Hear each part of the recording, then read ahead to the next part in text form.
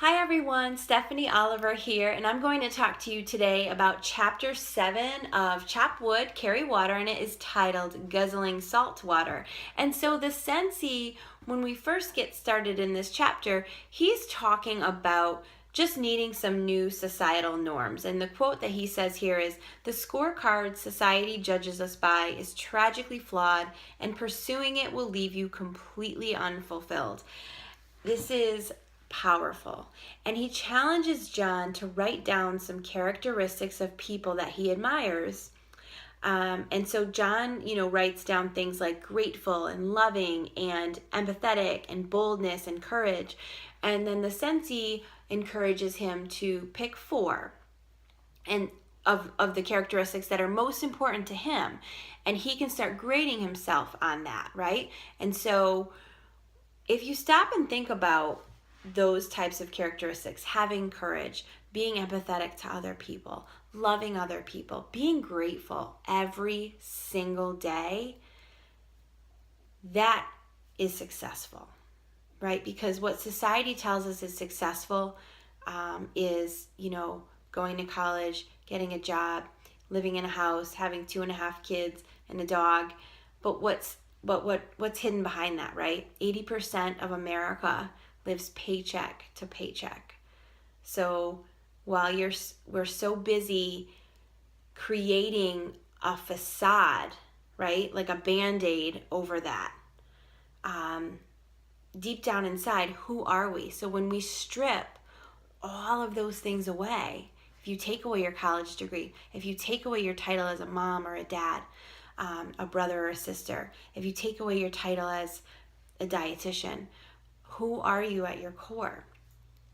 And if you can't figure that out, or let's say you're mean-hearted or selfish, that's not very successful, and that will spill over into other areas of your life.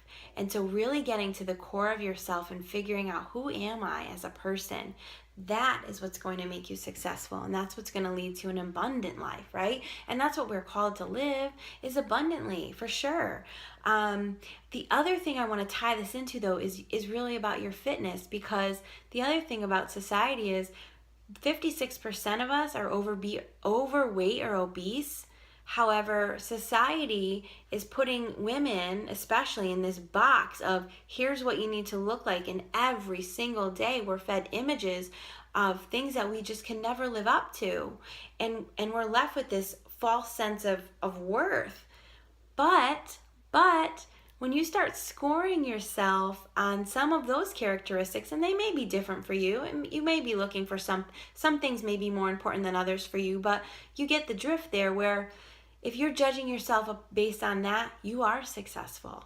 And it doesn't matter if you're a size 2, because what is a size 2 really if you're not even a nice person? And so what I'd like to encourage you today is, number one, tell yourself 3 things that you love about yourself. And instead of saying something that you can't stand about yourself or your body, how about talking about what you do admire about your body? And that's hard. That is not easy, but guess what? You deserve it. That's number 1. Number 2 is, as far as your life goes and life goals, what are the characteristics that you want to emulate? Because think about this. As a person, you are in contact with people all day long, and how do you want to be remembered? You know what? At the end of the day, no one's going to remember that big house you live in. But they are going to remember how you treated them, right?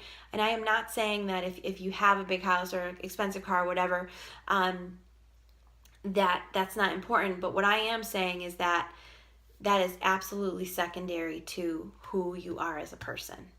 And so I hope that you are getting value from these teachings and from interacting with everyone, and enjoy the rest of the book.